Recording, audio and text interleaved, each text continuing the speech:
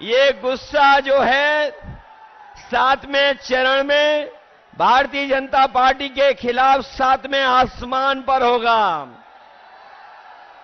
जो बाद में कहता था कि एक सीट पर लड़ाई में हैं हम लोग, बाकी सब सीटें जीत रहे हैं, लेकिन आज मैं कह सकता हूं कि इस बार का चुनाव ऐसा चुनाव उत्तर प्रदेश का देखने को मिल रहा है कि बीजेपी के लोग जहां क्यूटो को अपनी सीट मान रहे थे, ये भी सीट वो हारने जा रहे हैं। और इसलिए हारने जा रहे हैं क्या एक और एक जुड़ गए हैं, अब 11 हो गए हैं। और दूसरी तरफ एक और एक टकरा रहे हैं। हम लोग डबल ताकत हो गए हैं, वो लोग डबल जीरो हो गए हैं। जो डबल इंजन की सरकार वाले कहते थे डबल इंजन की सरकार है, लेकिन डबल इंजन की सरकार दिल्ली और लखनऊ वालों ने यहां के लोगों के साथ धोखा करने का काम किया है। यहां डबल इंजन का इस बार धुआं निकलता हुआ नजर आ रहा है,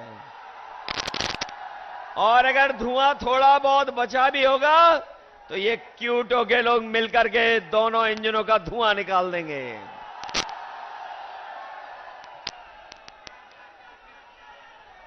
वैसे तो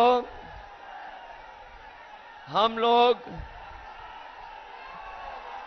आपके लिए लगातार संघर्ष कर रहे हैं और संघर्ष का रास्ता अपना करके आगे बढ़ रहे हैं, लेकिन जो घबराए हुए लोग हैं वो हम लोगों को शहजादा बोल रहे हैं। जो शहजादा बोल रहे हैं वो सुन लें कि ये इस बार दोनों शहजादे न केवल शह देने जा रहे हैं, बल्कि इस बार मात भी देने का काम करेंगे। जिन्होंने मां गंगा की कसम खा करके, जिन लोगों ने मां गंगा की कसम खा करके ये कहा था कि मां गंगा साफ हो जाएगी, हमारे क्यूटो के लोग जानते होंगे मां गंगा तो साफ नहीं हुई, लेकिन जितना भी बजट उसके लिए आया वो सब साफ हो गया है। मां गंगा वैसे ही बह रही हैं, और जिस गांव को गोद लिया था, जिस गांव को गोद लिया था, उस गांव का तो कोई नाम ही नहीं ले रहा है, उस गांव को कोई पहचानता भी नहीं है। बताओ बीजेपी की सरकार ने धोखा दिया कि नहीं दिया? और जो लोग निवेश के नाम पर बड़े बड़े आयोजन कर रहे थे, बड़े बड़े पंडाल लगवा रहे थे, सजावट कर रहे थे, और न जाने कौन कौन सी मिसाइलें बन जाएंगी, लेकिन आज जब 10 साल बाद पीछे मुड़ करके देखते हैं तो इन्होंने वो दिवाली का रॉकेट भी नहीं बना पाए। जो लोग डिफेंस कॉरिडोर, डिफेंस के नाम पर इन्वेस्टमेंट लाना चाहते थे, वो दिवाली का रॉकेट तो दूर, बनारस वाले जानते होंगे वो सुतली का बम भी नहीं बना पाए। बताओ G20 को आप समझते हो G20 क्या है? ये जो G20 के आयोजन हुए थे, बनारस में हुआ, देश में हुआ, आप जानते हो G20 का मतलब? G20 का मतलब है 2 गुजरात के, बाकी बीजेपी के 0। बताओ यही तो है उनका G20। जो लोग कहते थे 400 पार, जो नारा लगा रहे थे 400 पार, अब उन्हें डर सता रहा है 400 हार का। और 400 का गणित समझ में आया? उन्होंने कहा 400 पार, और 400 पार का मतलब हुआ 543 में 400 पार कितनी सीटें हुई? 143 सीटें।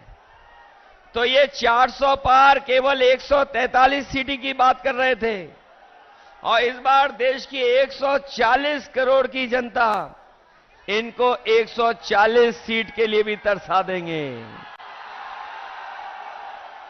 और अब तो भाषा भी बदल गई। हमारे लखनऊ वाले तो योगा करते डगमगाते थे। हमारे लखनऊ वाले वो जब योगा करते थे तो वो डगमगा जाते थे। अब तो सुनने में आया है कि काशी के डर से, क्यूटो के हार के डर से उनकी जवान भी डगमगाने लगी है, और कैसी कैसी बातें कहने लगे हैं। ये देश की जनता उनकी नकारात्मक राजनीति को सुनना नहीं चाहती है, उनकी पुरानी कहानियों को सुनना नहीं चाहती है, उनके घिसे पिटे डायलॉगों को सुनना नहीं चाहते, जिन्होंने बहुत कुछ सुनाया और कहा कि अच्छे दिन आएंगे। बनारस वाले जानते होंगे कि उनके अच्छे दिन तो नहीं आए, लेकिन हम इंडिया गठबंधन के लोग आपको भरोसा दिला सकते हैं, जो अच्छे दिन की बात कर रहे थे, अच्छे दिन नहीं लाए। कम से कम हम गठबंधन के लोग, आप क्यूटो से जिता देना, हम खुशियों का दिन लेकर के आएंगे। और जो लोग मनमर्जी हैं, जिन्होंने मनमर्जी से काम किया, दिन रात हम लोगों को मन की बात सुनाई। देश की जनता मन की बात नहीं सुनना चाहती है। देश की जनता संविधान की बात सुनना चाहती है, संविधान की बात हो।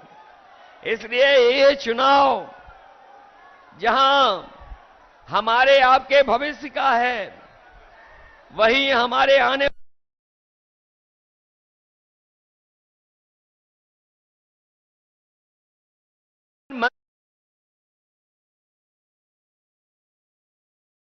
संविधान को बदलना चाहते हैं, और ये इंडिया गठबंधन के वो लोग हैं जो संविधान को बचाना चाहते हैं।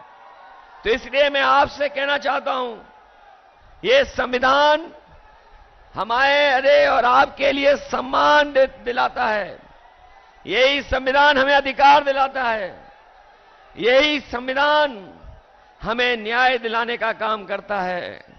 यही संविधान बाबा साहब भीमराव अम्बेडकर जी का हमारे आपके लिए संजीवनी है। इसलिए चुनाव में आप लोग मदद करिए। मैं तो यहां सुन करके आया हूं कि यहां पर किसानों के साथ बहुत भेदभाव हुआ है। यहां के किसानों को अपनी जमीन को बचाने के लिए अपमानित होना पड़ा, लाठी खाने पड़ा, झूठे मुकदमों का सामना करना पड़ा, कई साथियों को जेल जाना पड़ा। हम अपने किसान भाइयों कह के जा रहे हैं, समाजवादी पार्टी और इंडिया गठबंधन की सरकार बनने जा रही है। 4 जून के बाद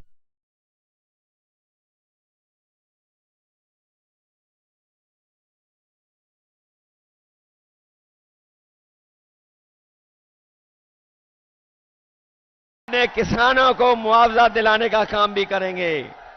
या तो किसानों की जमीन नहीं जाएगी, और अगर जमीन को लेना भी पड़ेगा तो सर्कल की रेट बढ़ा करके मार्केट की कीमत दिलाने का काम करेंगे।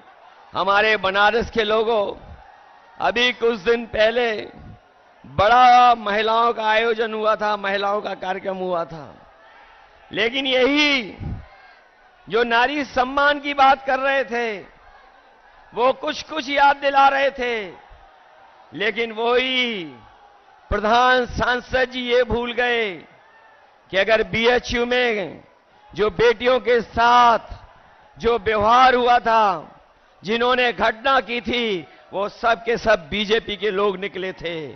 वो आप जानते होंगे, बीएचयू में घटना करने वाले लोग जिन्होंने उस बेटी को अपमानित किया, जिसके साथ घटना हुई, अगर कोई पकड़ा गया था तो वो सबके सब बीजेपी के लोग थे। ये भूल नहीं सकता काशी के लोग। इसलिए जहां हम किसानों की मदद करेंगे, वहीं बेटियों की सुरक्षित माहौल कैसे मिले। और हमारे नौजवानों ने वो समय भी देखा है कि जहां पर हर परीक्षा का पेपर लीक हो गया, कोई परीक्षा सरकार नहीं करा पाई, न केवल परीक्षा करा पाई, बल्कि बड़ी संख्या में हमारे पूर्वांचल के नौजवान पक्की वर्दी पहन करके देश की सेवा करने के लिए दिन रात मेहनत करते थे। वो फौज की नौकरी भी इन्होंने आधी अधूरी बना दी। हम अपने नौजवानों को कह के जा रहे हैं, हम समाजवादी लोग और इंडिया गठबंधन के लोग कभी भी अग्निवीर जैसी व्यवस्था को स्वीकार नहीं कर सकते हैं। जब भी सरकार में आएंगे, वही पक्की नौकरी, वही पक्की वर्दी अपने